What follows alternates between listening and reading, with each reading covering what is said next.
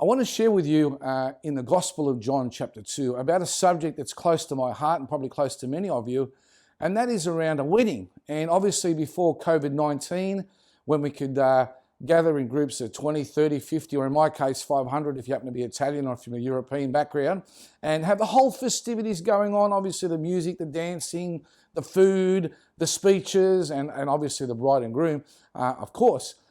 Those days obviously seem to be a long time away or a long time ago. And so this story is set in a scene here in the Middle East where all this is going on. And, for most of us, we would love to have those opportunities where we can gather again with our friends and with our family and celebrate weddings. I personally, when I was a pastor of another denomination, was happy to officiate a number of weddings, and it was a lot of fun.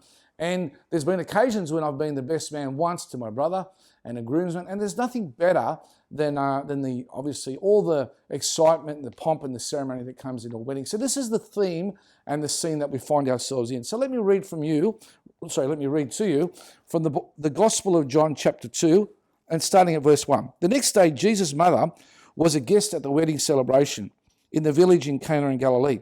Jesus and his disciples were also invited to the celebration, and the wine supply had run out during the festivities. I mean, there's nothing worse when you're at a party and obviously the wine supply runs out, especially at a wedding. So Jesus' mother spoke to him about the problem. They've got no more wine, she told him. And don't you love how mums have just got the classic statement? They've just come out with the classic statement at the right time. Mums have got a gift in that area, especially to their sons. They know what to say to their sons in order to get their sons to do what needs to be done. And Jesus says, "How does that concern you and me?" Jesus asked. "My time has not yet come." But his mother told the servants, "Do whatever he tells you." So 6 stone water pots were standing there, and they were used for Jewish ceremony purposes. And they held about 20 to 30 gallons each. 95 litres is roughly 25 gallons.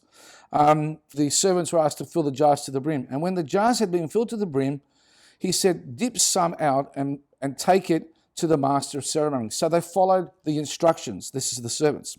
When the master of the ceremonies tasted the water that was now wine, not knowing where it had come from, though of course the servants knew, he called the bridegroom over and said, "Hey mate, come over here." Usually a host that serves the best wine first, but then when everyone is full and doesn't really care after they've had obviously the cheap wine, he brings out the less expensive wines, but you have kept the best until now.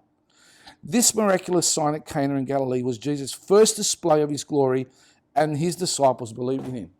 Of all the things that Jesus could have done to start off his first miracle, this was a great miracle that happened at a wedding feast. And there's a number of different analogies here that I would like to share with you. So as I said, picture yourself in this particular wedding feast.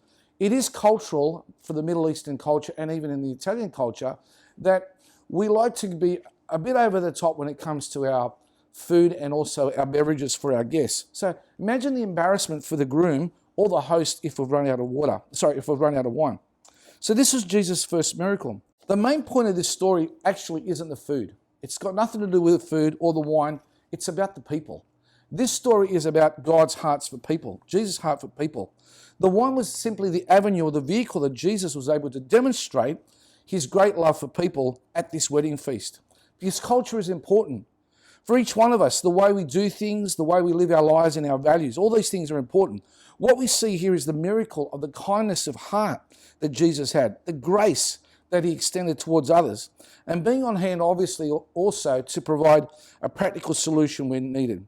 They needed more wine because the wedding party had run out. Maybe the speeches hadn't done, maybe hadn't toasted the bride at this particular stage. So what we see is a massive amount of generosity that Jesus had at this wedding feast.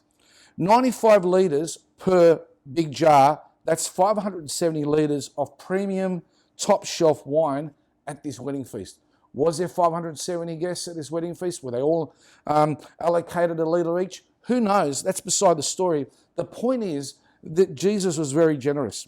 The work we are doing right now as a church in the community is that we are providing practical solutions to those who've got no means to take care of themselves.